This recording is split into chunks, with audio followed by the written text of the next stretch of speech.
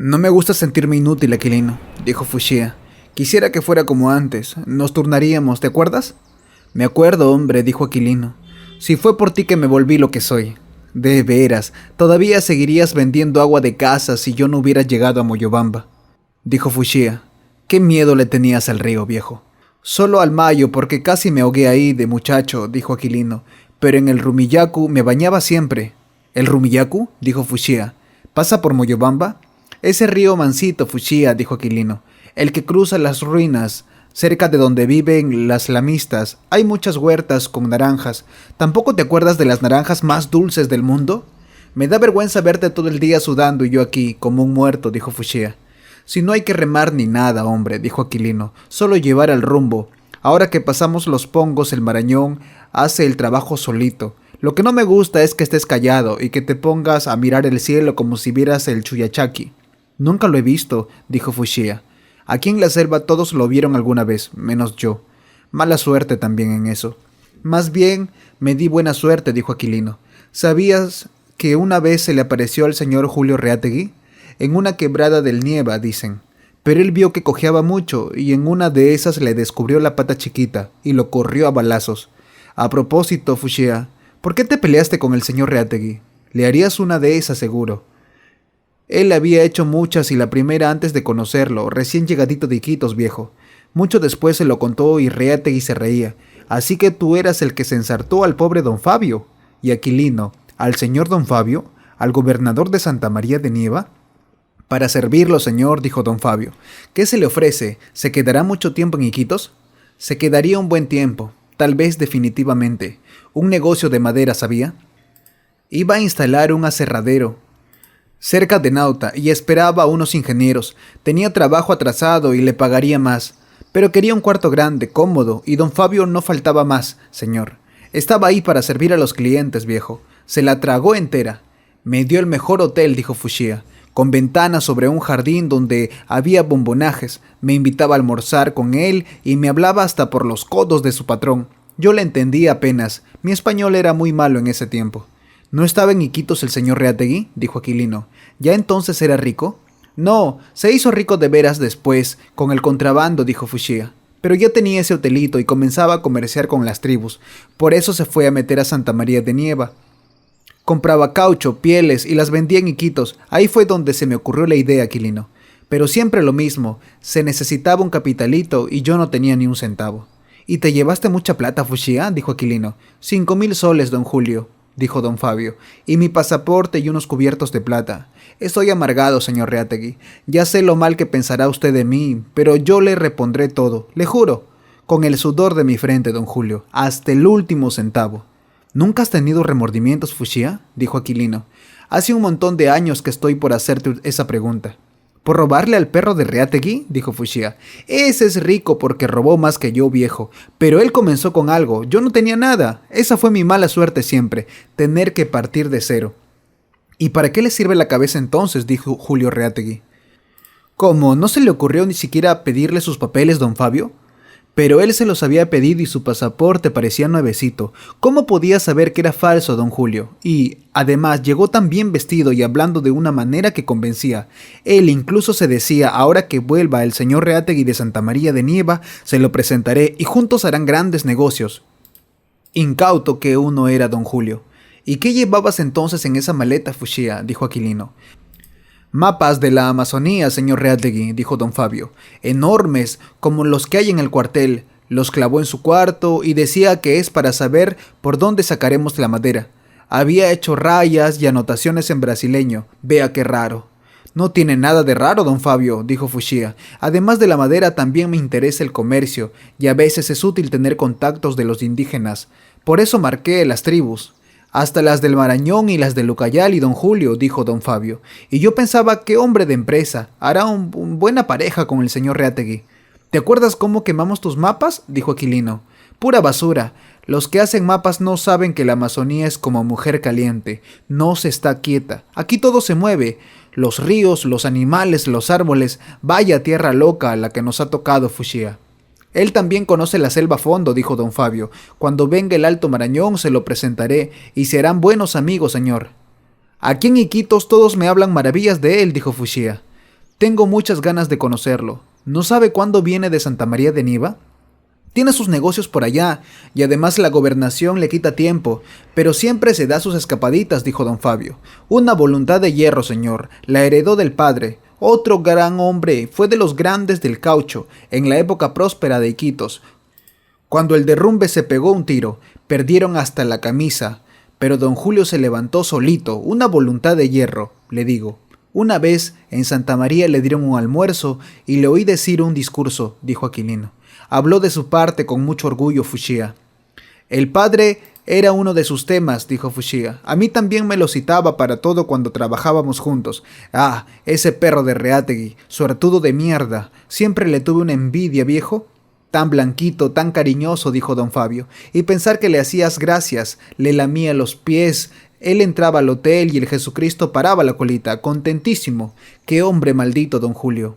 En Campo Grande, pateando los guardias, y en Iquitos, matando un gato, dijo Aquilino. Vaya despedidas las tuyas, Fushia.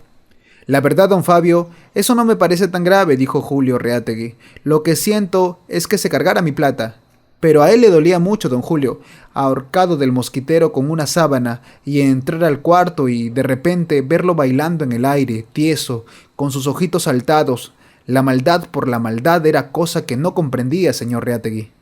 El hombre hace lo que pueda para vivir, y yo comprendo tus robos, dijo Aquilino, pero ¿para qué hacerle eso al gato? Era cosa de la cólera, por lo que no tenías ese capitalito para comenzar. También eso, dijo Fushia, y... además, el animal apestaba y se orinó en mi cama un montón de veces. Y también cosa de asiáticos, don Julio, tenían unas costumbres más canallas, nadie podía saber. Y él había averiguado y, por ejemplo, los chinos de Iquitos criaban gatos en jaulas, los engordaban con leche y después los metían a la olla y se los comían, señor Reátegui. Pero él quería hablar ahora de las compras. Don Fabio, para eso había venido a Santa María de Nieva, que olvidaran las cosas tristes. ¿Había comprado? Todo lo que usted encargó, don Julio, dijo don Fabio. Los espejitos, los cuchillos, las telas, la mostacilla y con buenos descuentos. ¿Cuándo regresa usted al Alto Marañón? No podía meterme al monte solo a hacer comercio. Necesitaba un socio, dijo Fushia. ¿Y tenía que buscarlo lejos de Iquitos, después de ese lío? Por eso te viniste hasta Moyobamba, dijo Aquilino, y te hiciste mi amigo para que te acompañara a las tribus. Así que comenzaste imitándolo a Reátegui, antes de haberlo visto siquiera. Antes de ser su empleado. ¿Cómo hablabas de la plata, Fushia? Vente conmigo. Aquilino, en un año te haces rico. Me volvías loco con ese cantito. Y ya ves, todo por gusto, dijo Fushia. Me he sacrificado más que cualquiera. Nadie ha arriesgado tanto como yo, viejo. ¿Es justo que acabe así, Aquilino? Son cosas de Dios, Fushia, dijo Aquilino. A nosotros no nos toca juzgar eso. Una calurosa madrugada de diciembre arribó a Pinta un hombre, en una mula que se arrastraba penosamente. Surgió de improviso entre las dunas del sur, una silueta con sombrero de alas anchas, envuelta en un poncho ligero, a través de la rojiza luz del alba, cuando las lenguas del sol comienzan a reptar por el desierto. El forastero descubriría alborozado la aparición de los primeros matorrales de cactus, los algarrobos calcinados, las viviendas blancas de castillas que se apiñan y multiplican a medida que se acercan al río. Por la densa atmósfera avanzó hacia la ciudad que divisaba ya la otra orilla, reverberando como un espejo. Cruzó la única calle de Castilla, desierta todavía, y, al llegar al viejo puente, desmontó. Estuvo unos segundos contemplando las construcciones de las otras riberas, las calles empedradas, las casas con balcones, el aire cuajado de granitos de arena que descendían suavemente, la maciza torre de la catedral con su redonda campana color hollín, y hacia el norte las manchas verdosas de las chacras que siguen el curso del río en dirección a Catacaos. Tomó las riendas de la mula, cruzó el viejo puente y, golpeándose a ratos la pierna con el fuete, recorrió el jirón principal de la ciudad, aquel que va derecho y elegante, desde el río hasta la plaza de armas. Allí se detuvo, ató al animal a un tamarindo, se sentó en la tierra, bajó las alas de su sombrero para defenderse de la arena que acribillaba sus ojos sin piedad. Debía haber realizado un largo viaje. Sus movimientos eran lentos, fatigados. Cuando acababa la lluvia de arena, los primeros vecinos asomaron a la plaza enteramente iluminada por el sol. El extraño dormía. A su lado yacía la mula, el hocico cubierto de baba verdosa, los ojos en blanco. Nadie se atrevía a despertarlo.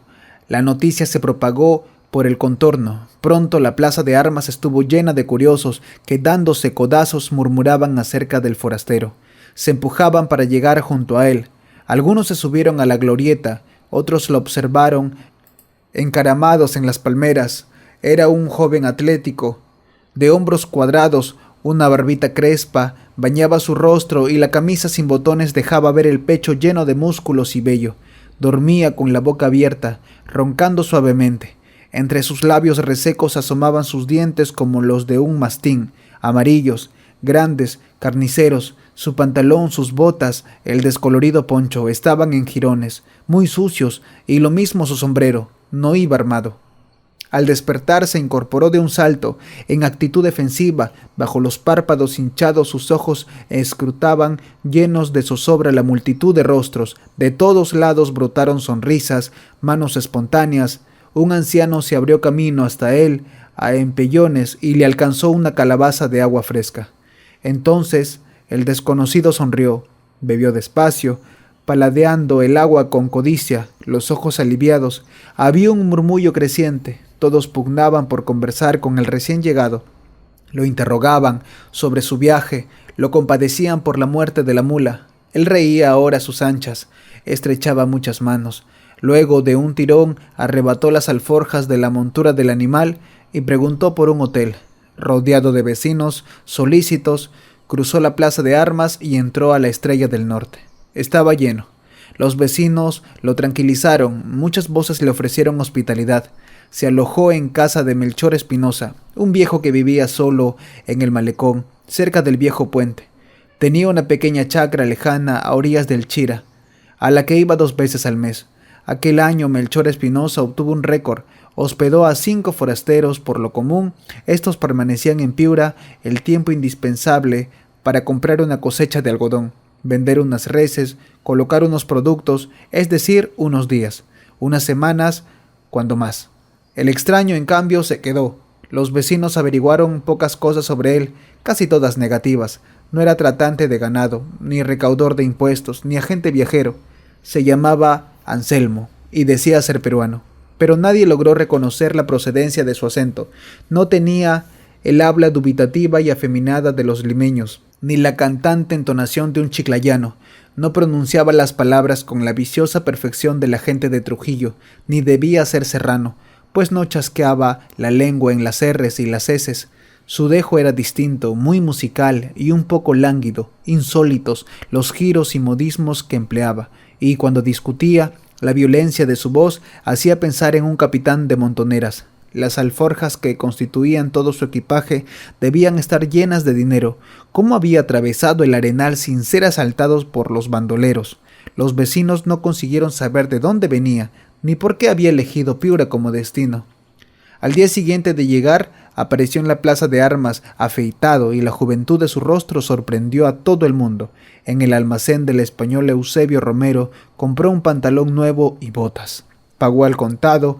2 días más tarde encargó a Saturnina, la célebre tejedora de catacaos, un sombrero de paja blanca, de esos que pueden guardarse en el bolsillo y luego no tienen ni una arruga. Todas las mañanas Anselmo salía a la plaza de armas e, instalado en la terraza de la Estrella del Norte, convidaba a los transeúntes a beber. Así se hizo de amigos, era conversador y bromista, y conquistó a los vecinos, celebrando los encantos de la ciudad. La simpatía de las gentes, la belleza de las mujeres, sus espléndidos crepúsculos. Pronto aprendió las fórmulas del lenguaje local y su tonada caliente, perezosa. A las pocas semanas decía que para mostrar asombro llamaba churres a los niños, viajenos a los burros, formaba superlativos de superlativos, sabía distinguir el clarito de la chicha espesa y las variedades de picantes, conocía de memoria los nombres de las personas y de las calles y bailaba el tondero como los mangaches. Su curiosidad no tenía límites, mostraba un interés devorador por las costumbres y los usos de la ciudad. Se informaba con lujo de detalles sobre vidas y muertes. Quería saberlo todo. ¿Quiénes eran los más ricos y por qué? ¿Y desde cuándo? Si el prefecto, el alcalde y el obispo eran íntegros y queridos, y cuáles eran las diversiones de la gente, qué adulterios, qué escándalos conmovían a los beatas y a los curas, cómo cumplían los vecinos con la religión y la moral, qué formas adoptaba el amor en la ciudad.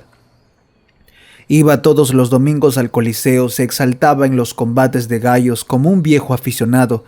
En las noches era el último en abandonar la cantina de la Estrella del Norte. Jugaba las cartas con elegancia, apostando fuerte, y sabía ganar y perder sin inmutarse. Así conquistó la amistad de comerciantes y hacendados y se hizo popular. Los principales lo invitaron a una cacería en Chulucanas y él deslumbró a todos con su puntería. Al cruzarlo en la calle los campesinos lo llamaban familiarmente por su nombre y él les daba palmadas rudas y cordiales. La gente apreciaba su espíritu jovial, la desenvoltura de sus maneras, su largueza, pero todos vivían intrigados por el origen de su dinero y por su pasado. Empezaron a circular pequeños mitos sobre él.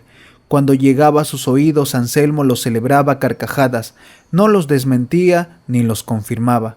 A veces recorría con amigos las chicherías Mangaches y terminaba siempre en casa de Angélica Mercedes, porque allí había un arpa y él era un arpista consumado, inimitable, mientras los otros zapateaban y brindaban.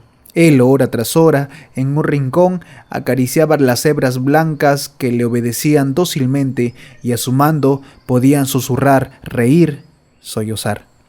Los vecinos deploraban solamente que Anselmo fuera grosero y mirase a las mujeres con atrevimiento cuando estaba borracho, a las sirvientas descalzas que atravesaban la plaza de armas en dirección al mercado, a las vendedoras que, con cántaros o fuentes de barro en la cabeza, iban y venían ofreciendo jugos de lúcuma y de mango y quesillos frescos de la sierra, a las señoras con guantes, velos y rosarios que desfilaban hacia la iglesia.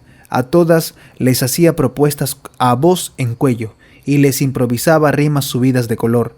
«Cuidado, Anselmo», le decían sus amigos, «los piuranos son celosos, un marido ofendido, un padre sin humor lo retará al duelo el día menos pensado. Más respeto con las mujeres». Pero Anselmo respondía con una carcajada, levantaba su copa y brindaba por pinta. El primer mes de su estancia en la ciudad, nada ocurrió, no es para tanto y... Además, todo se arreglaba en este mundo. El sol centellea en los ojos de Julio Reátegui y las botellas están en una tinaja llena de agua. Él mismo sirve los vasos. La espuma blanca burbujea, se infla y rompe cráteres. No debían preocuparse. Y ante todo, otro vasito de cerveza. Manuel Águila, Pedro Escabino y Arévalo Benzas beben. Se secan los labios con las manos. A través de la tela metálica de las ventanas se divisa la plaza de Santa María de Nieva. Un grupo de aguarunas, mueles, yucas en unos recipientes barrigudos, varios chiquillos corretean alrededor de los troncos de capirona. Arriba, en las colinas, la residencia de las madres es un rectángulo ígneo, y en primer lugar era un proyecto a largo plazo, y aquí los proyectos no prosperaban. Julio Reátegui creía que se alarmaban en vano, pero Manuel Águila no. Nada de eso, gobernador, se pone de pie. Ellos tenían pruebas, don Julio. Un hombrecillo bajo y calvo, de ojos saltones. Ese par de tipos los habían maleado. Y Arévalo Benzas también. Don Julio se pone de pie, dejaba constancia. Él había dicho detrás de esas banderas y de esas cartillas hay otra cosa, y él se opuso a que los maestros vinieran, don Julio.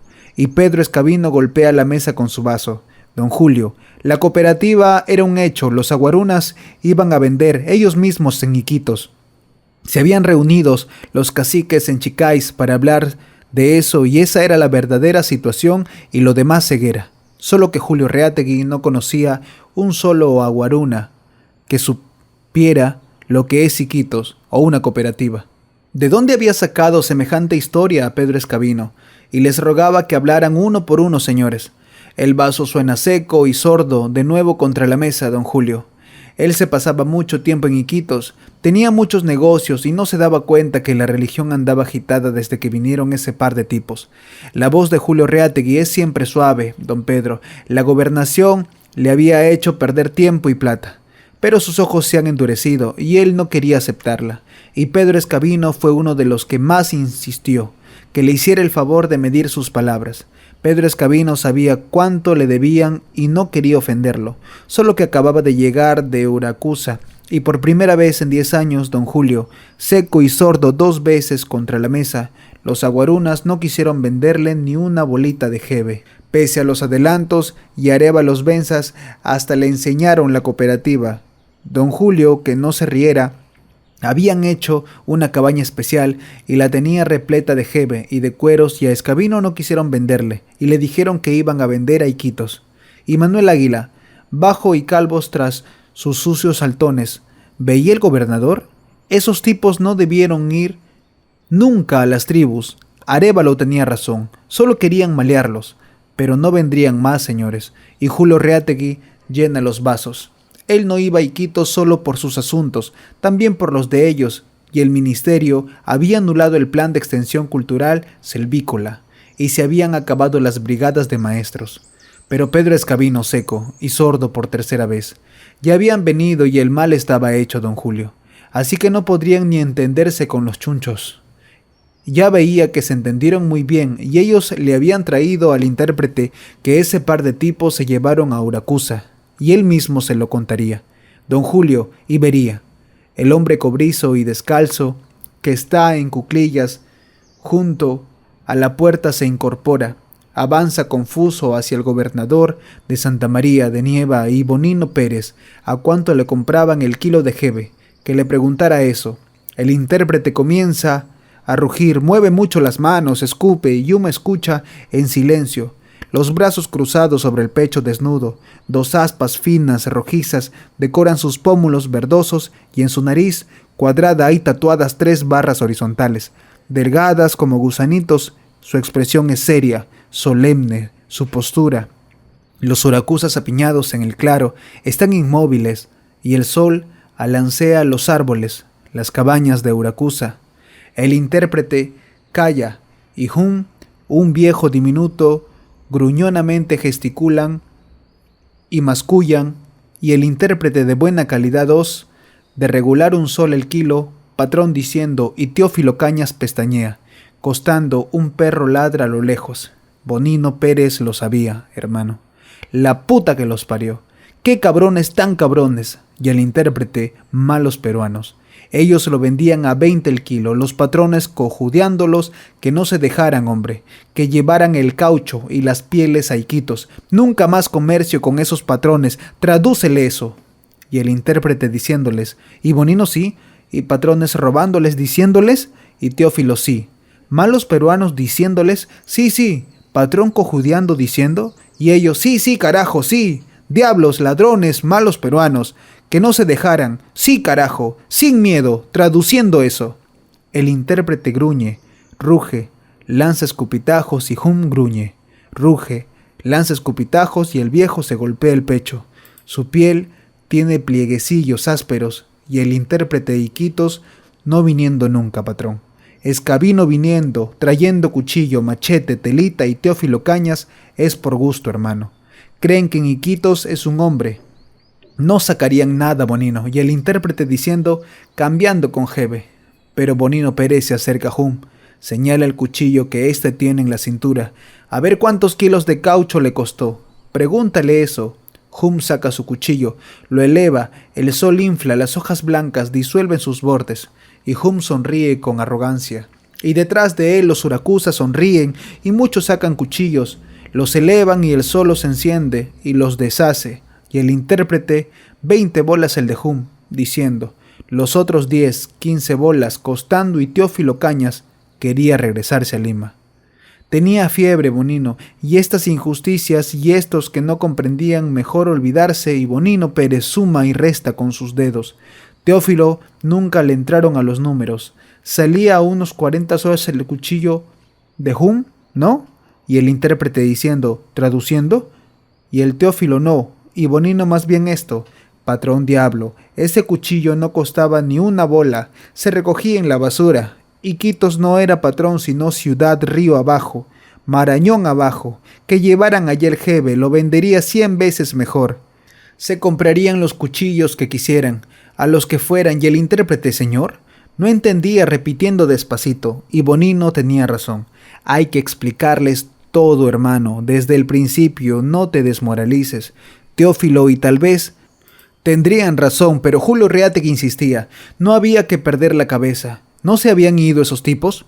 Nunca volverían, y solo eran los aguarunas los que andaban alzados. Él había hecho comercio con los chapras, como siempre, y además todo tenía remedio. Solo que él creía que iba a terminar su gestión de gobernador tranquilo.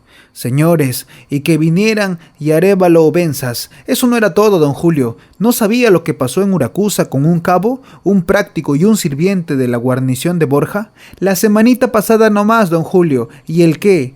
¿Qué había pasado?